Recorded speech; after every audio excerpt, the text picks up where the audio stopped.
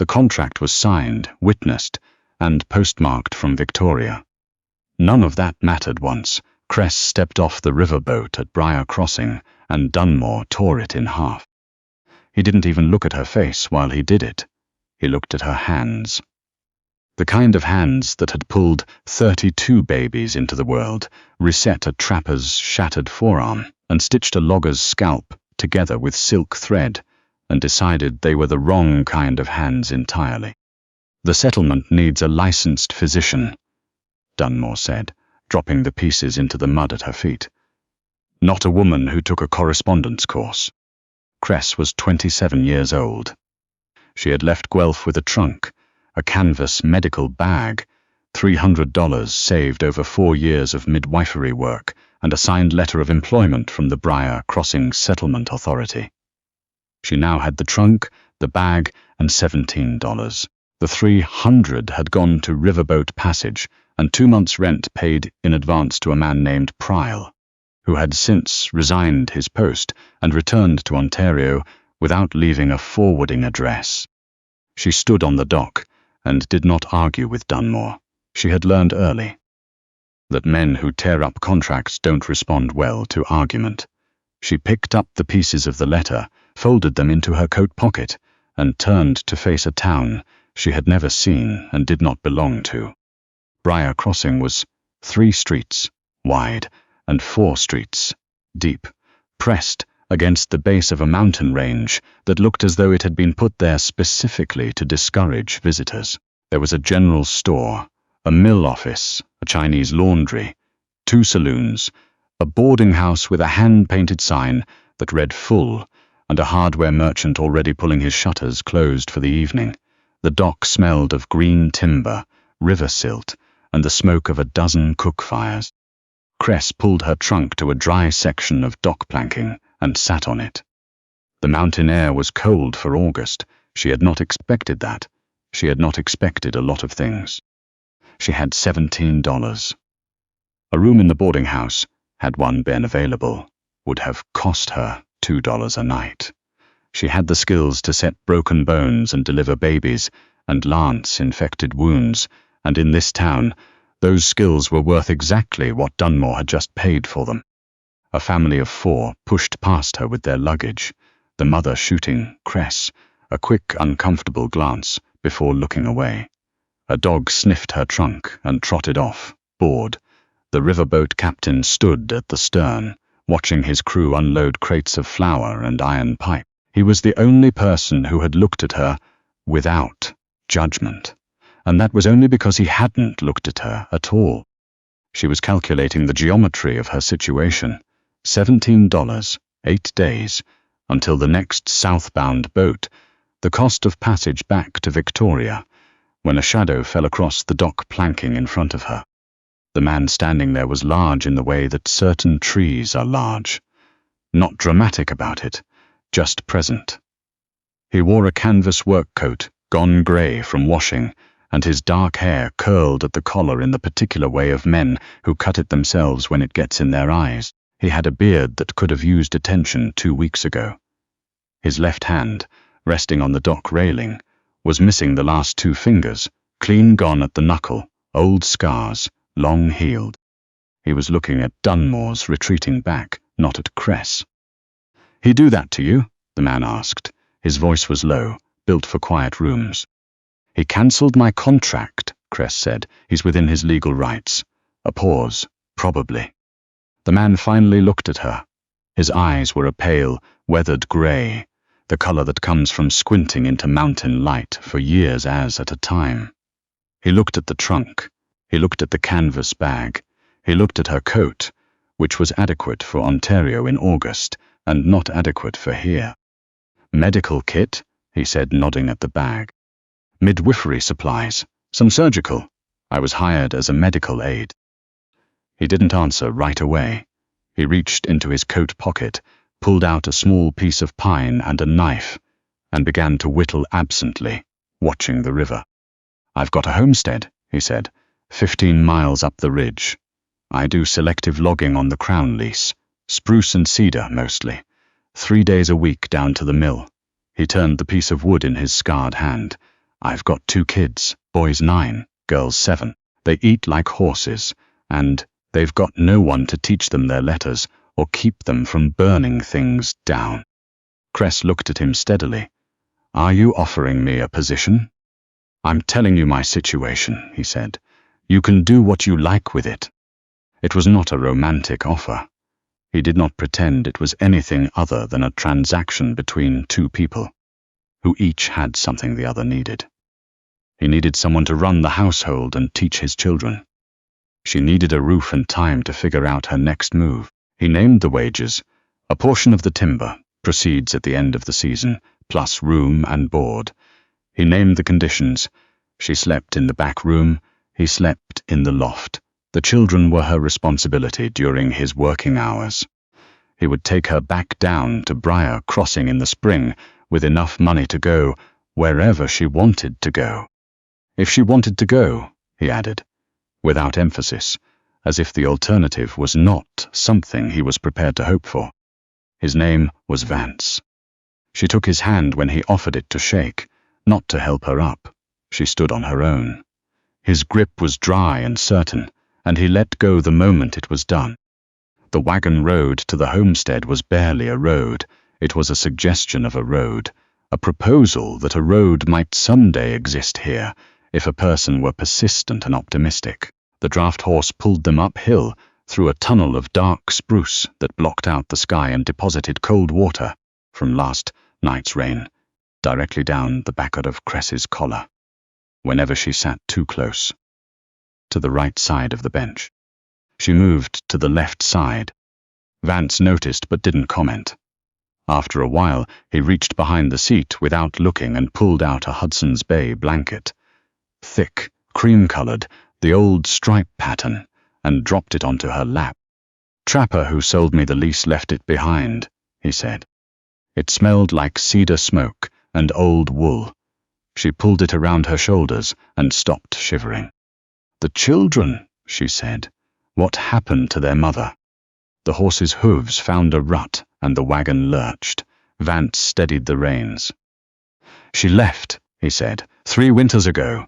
Took the mail rider south and didn't come back. Cress waited for more. There wasn't any. And the children know. They know. His jaw tightened just slightly, a single degree. They think everyone leaves eventually. I haven't been able to convince them otherwise. She looked at the road ahead. The trees opened briefly and she saw the mountains. White-capped, enormous, entirely indifferent. She understood, in the span of a single breath, why his wife had left. She also understood why he had stayed. I'm not going to pretend to be their mother, Cress said. I didn't ask you to. I'm going to be honest with them. I won't sweeten things. Good, he said it, with the flatness of a man who had been living without sweetness for 3 years, and had made peace with the taste of plain things. The homestead sat in a natural clearing between 2 ridgelines, the kind of place that looked peaceful in summer and looked like a siege in winter. The cabin was well built. She could see that immediately. The logs fitted tight, the corners squared. But the yard was the yard of a man raising children alone while also trying to fell trees for a living. Firewood scattered where it had been dropped rather than stacked. A broken fence post leaning against the porch rail. A child's boot sitting alone in the middle of the path, for no reason she could determine. Before Vance had finished wrapping the reins, the door banged open. 2 children appeared on the porch. They stopped there, side by side, as still as a pair of young deer that have caught a scent and haven't decided yet whether to run. The boy was tall for 9, with his father's dark hair and a scowl that had clearly been cultivated and refined over time. The girl was smaller, rounder, with very large dark eyes fixed on Cress, with an expression somewhere between fear and anger, occupying the uncertain territory between the 2. Their names were Kit and Foy. Vance stepped down and went to the back of the wagon without ceremony. Kit, take the flour sack. Foy, the tin of lamp oil. Mind the lid. Neither child moved. Both were staring at Cress. She did not smile at them. She had learned, in years of arriving at houses where she was not expected or entirely wanted, that smiling at children who did not know you read as false. She looked at them the way she looked at a patient she was assessing, directly, without apology, taking stock. "Well," she said, "I've been on a boat and a wagon since before dawn. Where's the water pump?" Foy blinked. "Side of the house," Kit said. His voice was flat and careful, giving nothing. "Thank you." She climbed down from the wagon herself and went around the side of the cabin. The pump water was so cold it made her hands ache. She washed the dock mud from her face, shook the water off her fingers, and looked up at the mountains for a moment. Then she went inside to find out what state the kitchen was in. It was exactly the state she expected. The kitchen of a man who cooked in order to survive, not to eat, and whose children had learned the same functional relationship with food. The wood stove needed its firebox cleaned. 2 plates sat on the table from that morning's breakfast. A pair of Kit's socks had been left on top of the bread crock, for reasons she chose not to examine. She removed the socks, she cleaned the firebox, she found flour, salt pork, dried beans, and a tin of baking powder that had been open long enough to absorb the moisture of 3 seasons. She used it anyway. By the time Vance came in from settling the horse, there was a fire in the stove, a pot of beans on, and the table was cleared. He stood in the doorway for a moment, looking at it. Then he sat down. Kit came in and sat across from his father, not looking at Cress. Foy came in and pressed her arm against her brother's.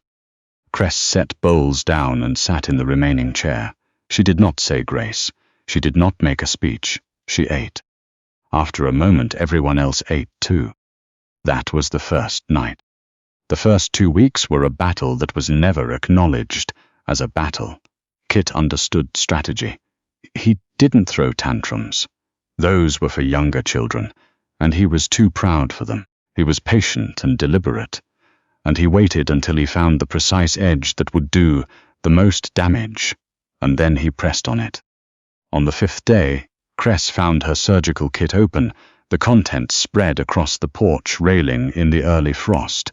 Nothing was missing, but the instruments had been exposed to the night damp. She spent an hour cleaning and drying each one, and when she was done, she went to find Kit. He was at the woodpile, splitting kindling with more force than the task required. "I know it was you," she said. He raised the hatchet and brought it down hard. "Don't know what you're talking about." "Yes, you do." She picked up a piece of split kindling and turned it in her hands. "Those tools keep people alive. A rusted instrument can kill a woman giving birth. You're old enough to understand what that means." He didn't answer. He split another piece of wood. "I'm not leaving because of it," Cress continued. "I want you to know that plainly. Whatever you do to me, I'm not leaving because of it.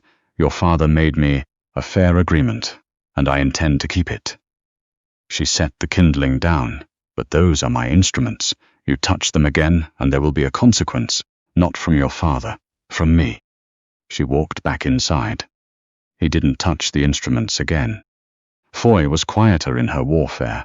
She simply refused to speak. She answered questions with a look, and would not speak directly to Cress for 12 days. Communicating through her brother or through the pointed direction of her gaze. Cress had dealt with frightened patients who communicated the same way. She did not push. On the 14th morning, Cress was splitting kindling herself. Vance had been at the upper lease since before dawn, and the maul was heavier than she was used to, and the green cedar kept glancing off the block at odd angles instead of splitting clean. "You're swinging too wide." Voice was so unexpected that Cress nearly dropped the maul. She turned. Foy was standing at the corner of the cabin, her coat buttoned unevenly, her dark eyes fixed on the woodblock. "You let the handle drop before it hits," Foy said. She walked forward and stood beside the block, and reached up, not quite touching the maul handle, and mimed the correct motion. "Keep your wrists straight, all the way through." Cress reset her feet and swung. The cedar split clean down the heart grain. She looked at Foy. "Your father teach you that?" Foy shrugged. But she stayed. She watched the next 3 splits, correcting Cress's angle twice more, her voice going quieter each time as she grew more confident. When the basket was full, she picked it up without being asked and carried it inside. Cress followed her. "That," she said, "is exactly the right way to do it. Thank you, Foy." Foy set the basket down by the stove and looked at the floor. "Kit's better at it than me," she said. The first complete, unprompted sentence she had spoken in 2 weeks. "He can split the knotted rounds." "He can teach me those too, then." A pause, then carefully testing whether the words were safe. "He probably would, if you asked." "I'll ask him." Something shifted in Foy's face. Not a smile yet, but the preparation for one. She went to the window and looked out and said nothing else, but she stayed in the kitchen. That was the beginning. 3 weeks into October, the first real cold came down off the mountains, and the creek behind the cabin dropped to near freezing overnight. Vance had gone to the lower mill to deliver the timber count and settle the autumn accounts.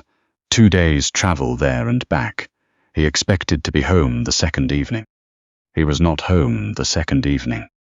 Cress put the children to bed and sat by the stove with a lamp and told herself there were 100 ordinary reasons why a man with 15 miles of mountain road behind him might be late. She believed approximately 4 of them. She was still awake past 4 in the morning when she heard it. Not hoofbeats, but the sharp, irregular sound of something on the ice of the upper creek crossing. Then a horse's alarmed whinny, cut short. She was dressed and out the door in 3 minutes.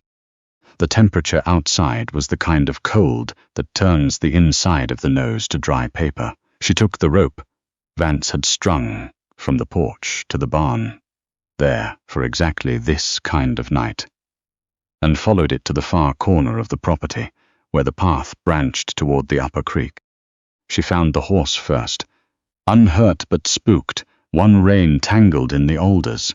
She found Vance 20 feet further on, half in and half out of the creek, where the ice crossing had given way. He had managed to drag himself to the bank, but not upright. His left leg was bent at an angle that told her everything she needed to know before she even crouched beside him. She did not say his name. She did not ask him how he felt. She assessed. Lower tibia, she thought, not compound. That was the only piece of good news available right now. "I'm going to splint this," she said. "Then you're going to put your weight through my shoulders and get to the horse. Can you do that?" "Yes." His voice was tight and controlled, the voice of a man who had decided that panic was not a productive option. She cut older branches for the splint. She used strips torn from her petticoat for binding, because they were the cleanest material available.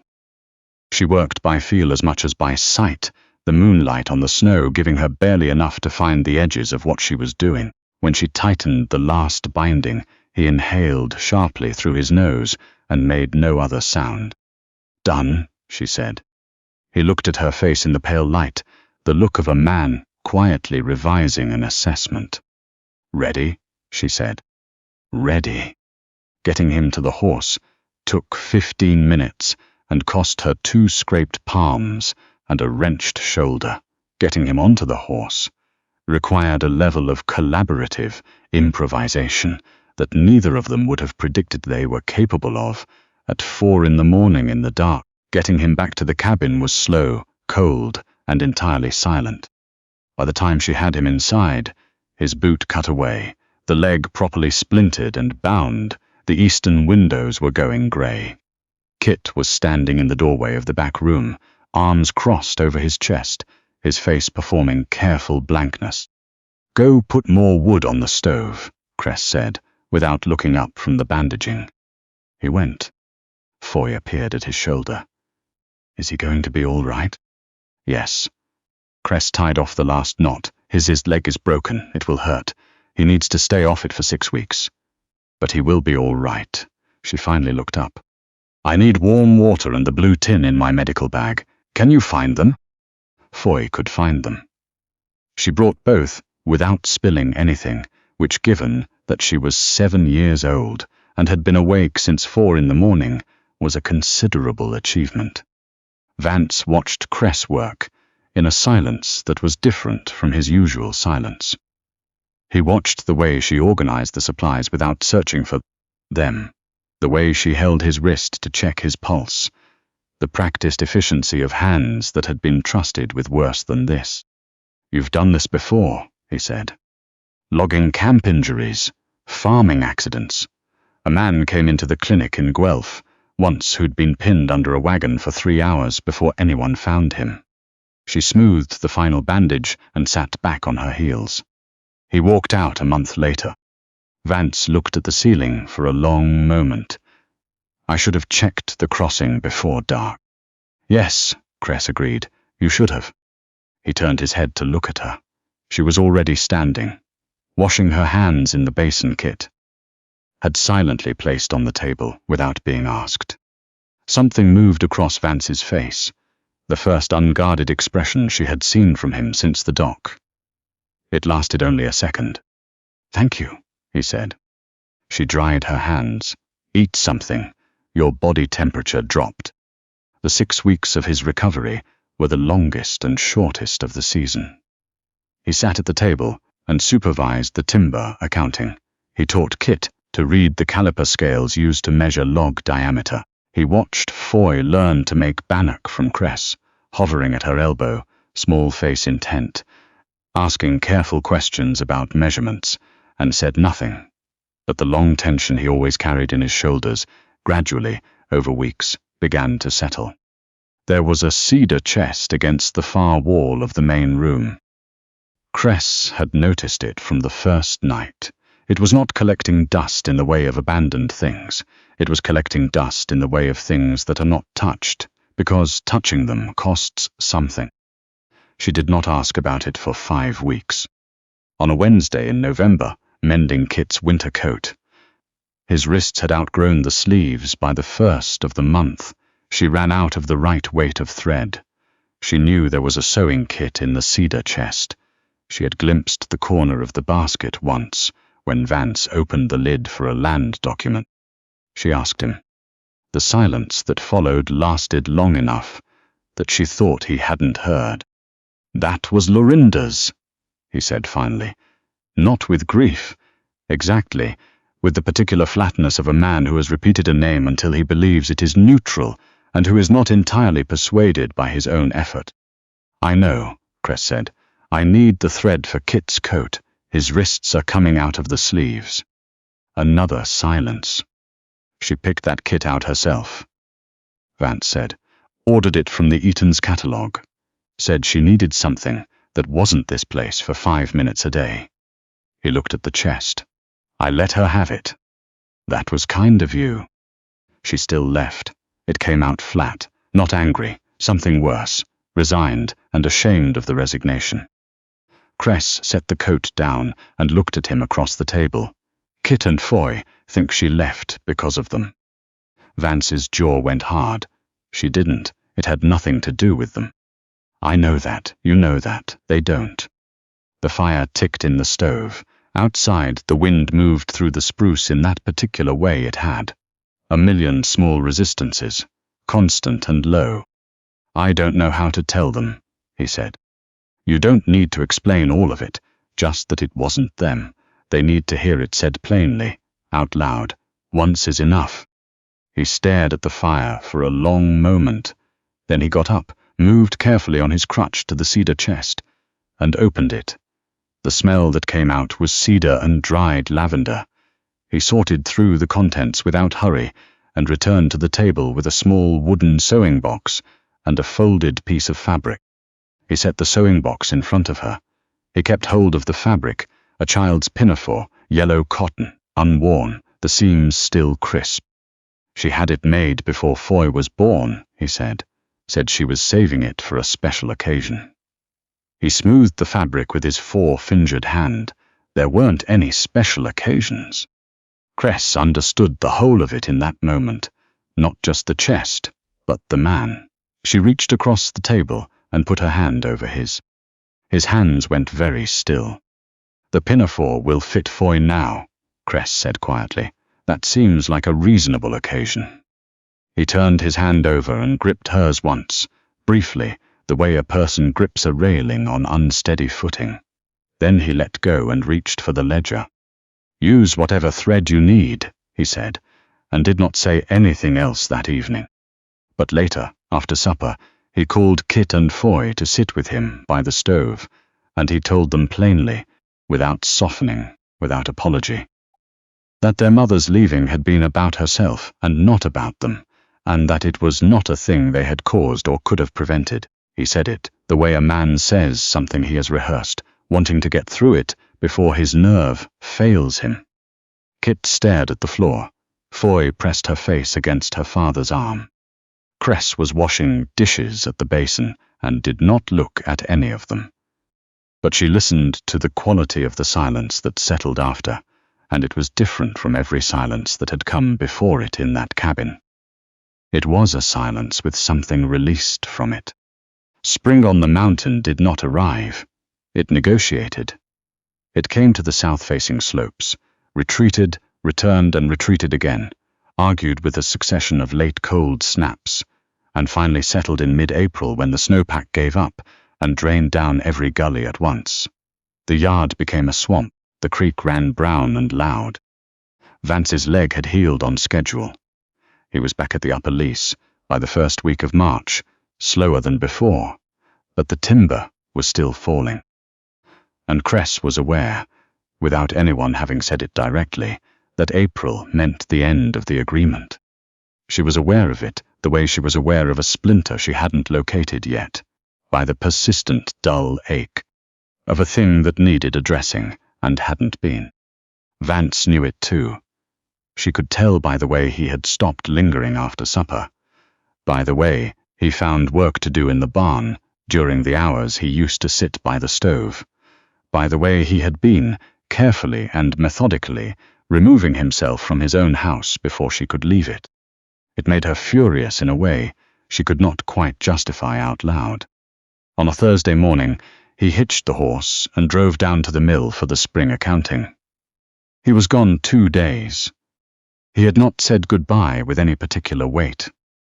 He had kissed the tops of Kit's and Foy's heads, the way he always did, nodded at Cress, and driven out of the yard without looking back. The cabin felt wrong without him in it. She found the letter when she was sweeping out the loft. It was folded under his ledger, half tucked behind the roof beam. She was not snooping. She was sweeping, and it fell. She picked it up, intending to set it back, and then she saw that it was addressed to a woman in Victoria. And she had already read the first line before she understood what it was. A letter of inquiry, asking about midwifery positions available in the city, written 3 weeks ago, in Vance's careful, unpracticed hand. He had written it for her. He had gone behind her back and tried to arrange a soft landing before he sent her away.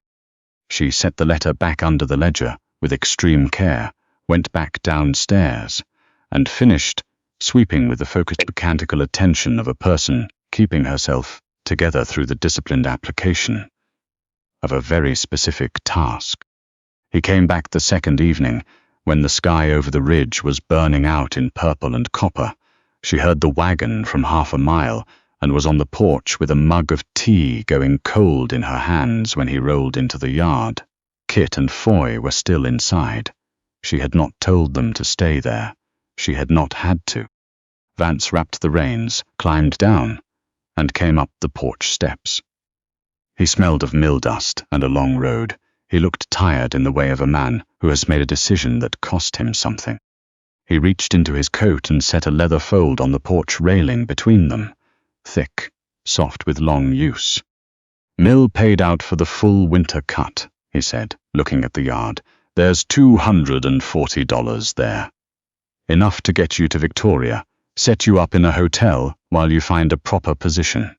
I made some inquiries." "I know," Cress said. Her voice came out level. "You wrote a letter." He went still. You wrote someone in Victoria 3 weeks ago, she continued, without asking me, without saying a single word to my face. I was trying to. I know what you were trying to do. She set the mug down carefully on the railing. You were trying to make it easier to lose someone. You arrange things in advance, so it doesn't feel like loss when it happens. You did it so that when I left, it would already be decided, and you wouldn't have to watch it. His jaw was working.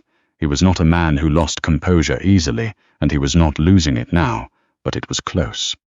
You've earned a better life than this, he said. A proper practice, a city clinic. Not a logging homestead, and 2 children who made your first 2 weeks here. Difficult, Cress said, and now they're mine. She said it with a quiet certainty that surprised even her.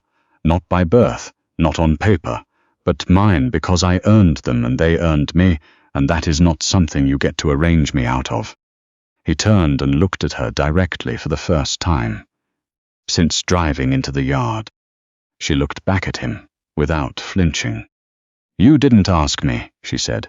You decided for me, the same way Dunmore decided for me on the dock. And I need you to understand those 2 things feel exactly alike from where I'm standing. Something broke open in his face, not dramatically. Vance was incapable of drama, but cleanly, the way good timber splits when you find the right angle. What do you want, then? His voice was rough at the edges. I want to stay, Cress said. I want to set up a proper medical kit in the back room and attend to the logging camp injuries and deliver babies for the valley settlements and teach your son long division and get Foy reading before Christmas. She met his eyes. I want to stay because I chose to stay, not because I have nowhere else to go, not because you hired me. He was quiet for a long moment. I'm not a man who says things easily, he said. I know, I'm not asking you to. I'm saying, I know I'm not easy to be around. I know this place is hard. I know you could have a life with less mud in it. Vance, she stepped in front of him, tilting her chin up so he had to look at her. Tell me you don't want me here. Say it, and I'll take the money and you'll never see me again. But you have to say it, out loud, to my face. He looked at her for a long time. He could not say it. It was the most obvious thing about him. He let out a breath that had apparently been held since October, reached forward, and pulled her into him with his 4-fingered hand and his whole scarred arm, and held her with the careful ferocity of a man who has not let himself hold anything in 3 years. She put her arms around him and felt the long tension in his back, finally, reluctantly, give way. The front door opened 6 inches. Oh no, said Foy, in the flat, decisive tone of a 7-year-old who has witnessed something and has strong opinions about it. Kit's arm appeared and pulled his sister firmly back inside. Leave them alone, he said, with the world-weary authority of a 9-year-old who has assessed the situation and determined it is not a crisis. But, there, I know. A pause. Is she staying? Foy asked. A longer pause. Yeah, said Kit, she's staying. The door clicked shut. Vance pressed his face into her hair and, very quietly, laughed. It was a raw sound, out of practice, the sound of something that hadn't been used in a long while, and was still remembering how. She felt the warmth of it settle in her chest like a coal catching. You're a difficult woman, he said. You have no idea, she told him. Outside, the spring creek ran loud over its rocks, carrying 3 winters of ice downstream toward the valley. The mountain stood exactly where it had always stood, and in a homestead on a crown lease 15 miles up from Briar Crossing, a woman from Guelph, and a man who had forgotten how to hold on, finally, stubbornly, chose each other. The frontier rewards exactly that. Iron will, honest work, and the courage to say plainly what you want, before it's too late to say it. Cress had crossed a country to find a life worth keeping. She found one, though it looked nothing like she had planned, 14 miles longer, 3 degrees colder, and exactly right. If Cress and Vance's story kept you with them, until the last log went into the fire. Don't leave the mountain just yet. Subscribe to Mountain Hollow for more stories of survival, stubbornness, and love that earns itself the hard way. And let us know in the comments, when did you first think Vance was already gone on her? Because I think he was done for the moment she picked up those torn contract pieces and didn't cry. See you in the next story.